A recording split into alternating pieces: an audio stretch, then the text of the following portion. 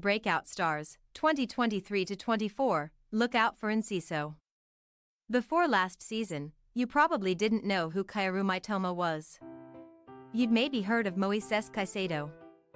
And while you'd definitely seen Martin Odegaard play before, you also probably weren't sure what the big deal was about this slender attacking midfielder who couldn't really run fast, wasn't asked to drop deep to defend much, and was only able to combine for 11 non-penalty goals and assists across 32 starts.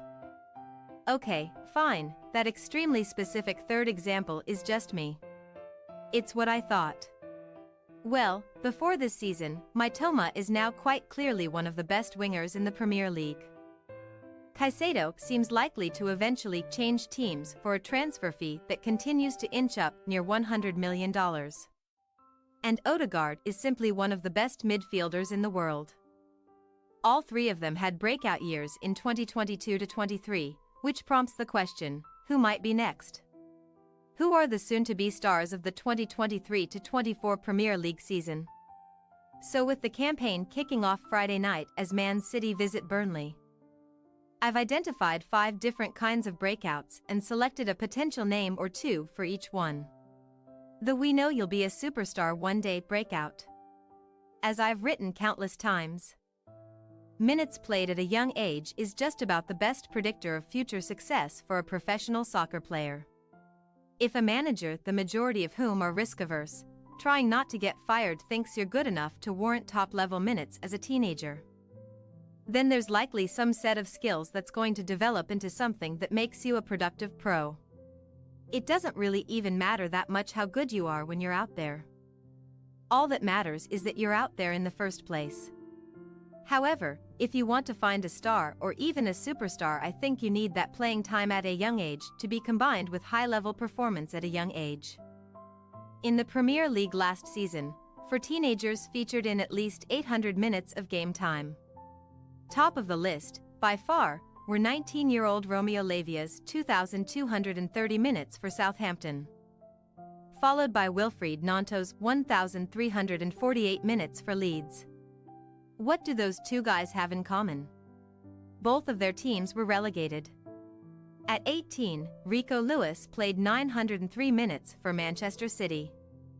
Briefly became the next João Cancelo, then was removed from the lineup right before City took over the world.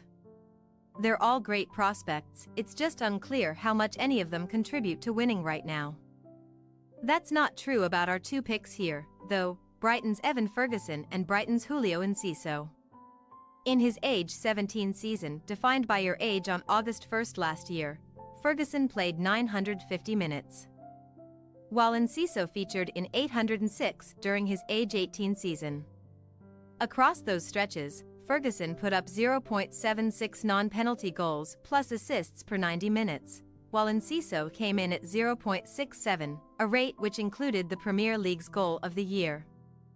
Those are very limited samples of game time, of course, but over a full season, Ferguson would have ranked 6th in the league for per-minute attacking production between Mohamed Salah and Harry Kane, while Enciso would have ranked 11th, right behind Marcus Rashford. Both players were slightly ahead of their underlying numbers, but not significantly so. A traditionalish centre-forward, Ferguson rarely turns over the ball, which is rare for a player his age, while Enciso ranked in the 99th percentile for shots attempted and successful dribbles for attacking midfielders/wingers across Europe in his limited sample of matches. I don't think we're quite at the point where either one becomes a play-every-game starter for Brighton, yet they'll be a combined 39 years old by the end of this season, but I'd expect both of them to play more than 1,000 league minutes this season for a team with legitimate top 4 aspirations, and possibly become two of the hottest prospects across all of Europe heading into next summer. Here's how those same players stacked up. By non-penalty goals: Osimhen, 24. Mbappé, 26. Nunez, 9. Benzema, 12. Martinez, 20. Lewandowski, 23. Messi, 16. So, most of the best attackers in the world. And then also Darwin Nunez? For now at least. There are two big differences between him and the rest of those players. The first, playing time. The Uruguayan featured in 18.8 full 90s worth of Premier League action last season, while the other 6 guys all featured in at least 22.6 full 90s, and for most on the list, much more than that. If Núñez plays more this season, then that should lead to a much more impressive overall goal output. And then there's the finishing. Among the other 6, 5 of them were either within 0.5 of their number of expected goals or significantly ahead of it. Benzema, meanwhile, finished 2.9 goals behind his expected number, which is instructive for what to expect from Darwin. Across Benzema's final 6 seasons at Real Madrid, he scored 91 non-penalty goals from 95 xg. He was an average finisher overall, but look at how the conversion rates changed from season to season. 2017 to 18, 8.2 fewer goals than expected. 2018 to 19, 2.7 more than expected. 2019 to 20, 0.3 fewer than expected. 2020 to 21, 4.3 more than expected. 2021 to 22, 4.9 more than expected. 2022 to 23, 2.9 fewer than expected. Even among the best forwards in the world, finishing performance will wildly fluctuate from season to season. Since no single shot ever has a 100% or 0% chance of going in, you're either over or underperforming your XG with every shot you take.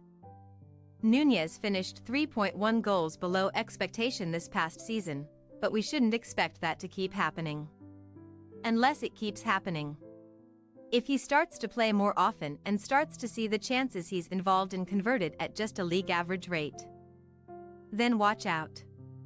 Last season, he averaged 0.93 non-penalty expected goals plus assists per 90 minutes. Only Lewandowski and Mbappe were better. Even with the awful finishing, he still finished the season 15th in the Premier League for non-penalty goals plus assists per 90, right below Bukayo Saka and right ahead of Odegaard. The multi-million-dollar midfielder breakout. Everybody wants a holding midfielder, huh? I'm not really sure what's driving the market, but the deep-lying central midfielder has seemingly become one of the game's premium positions over the past 400 days or so. Chelsea seem like they're about to spend over $200 million on 2 of them, Enzo Fernandez and Caicedo. Liverpool might be spending $50 million on their own 19-year-old version Lavia. Arsenal broke their transfer record to grab Declan Rice from West Ham, while Manuel Ugarte, another player on Chelsea's radar for a while, moved for a ton of money to PSG this summer. Aurelien Tchouameni moved for a ton of money to Real Madrid last summer. I used to be sympathetic to the idea that this is the hardest position to play on the field, but that was when players like Manchester City's Fernandinho had to single-handedly be exquisite transition stoppers and high-volume ball progressors all at the same time. The most recent tactical trend of fullback pinching in as a third centre-back in possession, and perhaps the other fullback pinching in as a second holding midfielder, would seem to lessen the importance of the individual holding midfielder. But the transfer market suggests otherwise. If the trend continues, the next name to move for a baffling amount of money might be Crystal Palace's Sheikh Doucouré. Outside of a high volume of ball winning, Doucouré's numbers don't really stand out in any way outside of one thing. You guessed it, he's played a ton of minutes at a young age.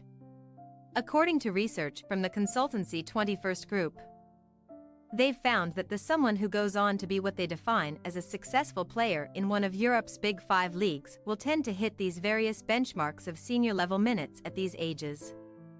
Age 17, 675. Age 18, 1054. Age 19, 2066. Age 20, 3368. Age 21, 4717. Age 22, 7,048. Age 23, 9,122. Doucouré is 23 and has already played over 12,000 domestic senior minutes at a position that isn't often entrusted to younger players. He's perhaps still a year away from his prime, so his best soccer is likely still ahead of him. And based on how much soccer he's already played, that prime holds the promise of being quite impressive. It wouldn't shock me if he starts to influence matches in a greater and much more obvious way this season, and then, come the end of the campaign, he becomes the latest midfielder that everyone is trying to sign. The "here's more responsibility" breakout. What if we took the Ducour formula and applied it to a forward who just became his team's #1 attacking option? Well, then we'd have Brentford's Bryan Mbeumo. Given all the success of his teammate, Ivan Toney, Mbeumo's performance feels like it's gone somewhat under the radar. He's only just entering his age 23 season with Brentford. And he's already played 14,510 senior domestic minutes. Last season, he averaged 0.5 non-penalty goals plus assists per 90 minutes on a very high minutes load and backed it up with nearly identical underlying numbers. The goal or assist every other game mark is a decent rule of thumb for above-average Premier League attacker.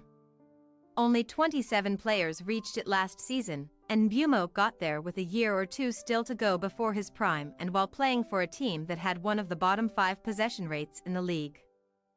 As you can see from this radar, Mbeumo has the kind of game that almost feels designed to go under the radar. He does a little bit of everything, and he's deficient in the one area that everyone remembers: scoring goals. When a player contributes in all those different ways, their statistical output is particularly likely to be tied to his team's tactics. Mbeumo did what Thomas Frank needed him to do. And goal scoring wasn't at the top of his list of requirements. However, that's all about to change. Toney is suspended for half the season, and Toney accounted for a bigger portion of his team's goal scoring last season than everyone in the league other than Erling Haaland and Harry Kane. I don't think Mbeumo will be able to replace all of Toney's goals on his own. But his career has been on a steadily upward trajectory. He might still get better, and he has the kind of well-rounded game that makes me think he could start scoring more goals at the expense of some of the other areas he's contributed in while Toney put the ball in the net. Come the end of the season, Mbeumo might be a household name. The post-hype sleeper breakout. Let's just take a quick second to remember how good Jadon Sancho was at Borussia Dortmund. Okay? Since 2010 in Europe's Big Five leagues, there are only 2 players who scored and assisted at least 70 non-penalty goals before their 22nd birthday. The first one is obvious: Kylian Mbappé, who comes in with 119 goal contributions. The second one, well, is probably also obvious because of the way I set up the previous paragraph. It's Jadon Sancho. The England winger assisted 48 goals and scored 40 more. Haaland, then, sits in a distant third, with 69 non-penalty goals plus assists. While it seems obvious, in hindsight, that Haaland and Mbappé would be modern soccer's next pair of dominant superstars, the guys who will battle for the Ballon d'Or. Year after year, Sancho was legitimately right there with both of them. And then he went to Manchester United. At United, Sancho has combined for 9 goals and 6 assists in 2 Premier League seasons. And over those 2 years, he's featured in just over half, 52.4% of the Premier League minutes.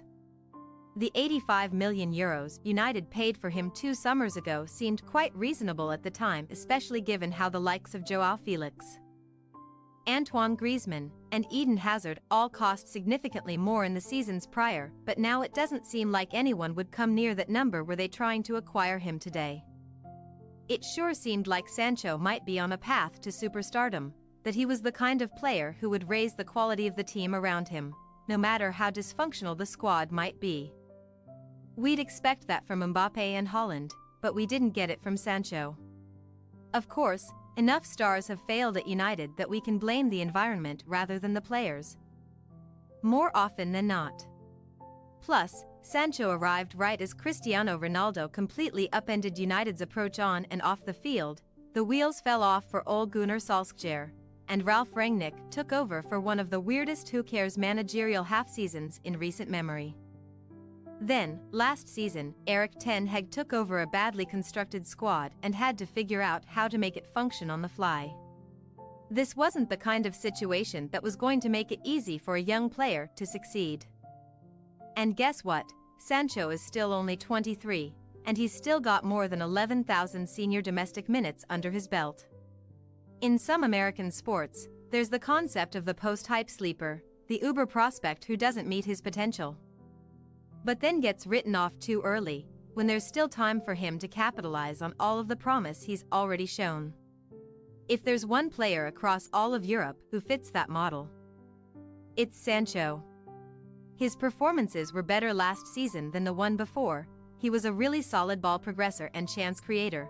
His three closest comps according to FBref's similar players algorithm are Jack Grealish, Riyad Mahrez and Bukayo Saka.